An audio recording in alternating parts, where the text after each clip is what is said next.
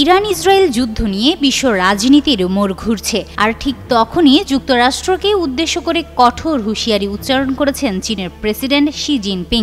এক্সে বৃহস্পতিবার প্রকাশিত এক পোস্টে তিনি বলেন, ইতিহাস প্রমাণ করেছে যুদ্ধের নেশায় বুঁদ হওয়া সাম্রাজ্য নিজের ধ্বংস ডেকে আনে।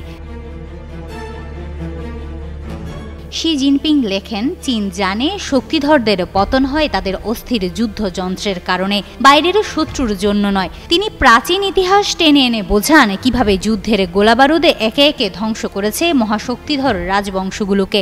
আর এটা ওটা না, কাপড় ধোয়ার একটাই সলিউশন, চাকা অল ইন ওয়ান। তিনি মনে করিয়ে দেন, খ্রিস্টপূর্ব ৩য় শতকে কিন রাজবংশ যুদ্ধরত রাজ্যগুলোকে একত্র করেছিল, নির্মাণ করেছিল মহাপ্রাচীর, গড়ে তুলেছিল টেরাকোটা সৈন্যদল। কিন্তু লাগাতার যুদ্ধ আর সাধারণ মানুষের রক্তঘামে ঠাসা সাম্রাজ্য ১৫ বছরের মাথায় ভেঙে পড়ে। তাং রাজবংশের গল্পও আলাদা নয়। ১৩ শতকের চেঙ্গিস খানের অশ্বারোহী বাহিনী ঝড় তুলেছিল এশিয়া ইউরোপ জুড়ে, কিন্তু সেই অপরিসীম সম্প্রসারণই আবার তাদের ভিত্তি দুর্বল করে তোলে, সাম্রাজ্যে দ্রুত পচন ধরায় এবং একে একে করে তোলে ইতিহাসের সবচেয়ে স্বল্পস্থায়ী গৌরবগাথার একটিতে।